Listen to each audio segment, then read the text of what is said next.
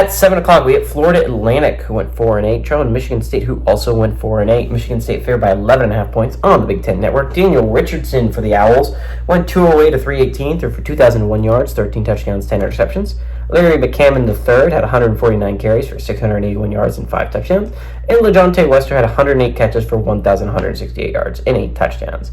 Caton Hauser for the Spartans went 112-191, threw for 1,130 yards, 6 touchdowns, 5 interceptions. Nathan Carter had 185 carries on the ground for 788 yards and 4 touchdowns. And Monterey Foster Jr. had 43 catches for 576 yards and 3 touchdowns. Florida Atlantic returns none of their leading passer, rusher, or receiving options. Michigan State does not return their leading passing option, but honestly, I don't think that's a massive loss. Again, the touchdown-interception ratio is not great.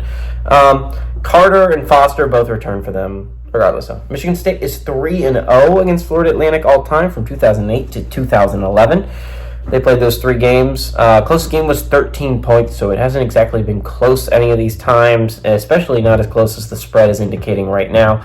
And 2 of those games were shutouts. I think what's going to be really interesting here is how quickly Jonathan Smith can turn around Michigan State, right? This is a Michigan State program that 2 years ago under Tucker was 10-2 and honestly beat Michigan and was looking like they had a shot at the playoffs until the Purdue game happened, right? How quickly they've fallen to where they are now, I think it's really interesting to see how quickly they just completely fell off, which is crazy to me. Jonathan Smith's a good coach. He did a great job at Oregon State. I have no doubt that eventually he'll do a great job at Michigan State. I said eventually because I don't super believe that right off the bat they're going to be great.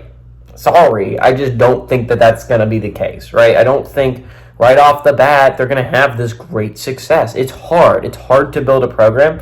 And, I mean, he learned that at Oregon State. Now, should it be quicker at Michigan State? Absolutely. They have more resources than Oregon State. That's a much bigger brand than Oregon State. Fans will get a lot more. They will not be as patient as Oregon State fans were, right? Michigan State has expectations there. Do I think this is going to be a 7-8 win team off the bat? No. Do I think it's going to be a 6-win team off the bat? Also going to answer no to that one. I don't think this team is going to be phenomenal off the bat. I just don't. Sorry. Aiden Chillis has yet to see real snaps in games that actually matter. So we'll see how he does. I think that's a lot of their season is going to depend on how well he plays. I don't super believe that Michigan State's going to be like this great, phenomenal football team that's going to win a whole bunch of games this year. I don't. I do believe that Jonathan Smith is good. Now, saying all this, Florida Atlantic had a decent year last year, but 4-8 is not good, right? Like, this is not a team that's on the cusp. They returned almost none of their top players. I still think Michigan State wins this game. I think they win it handily. I was saying what I think Michigan State's future this year is going to look like, and I don't think it's going to be super great. But still give me the Spartans to win and cover at home.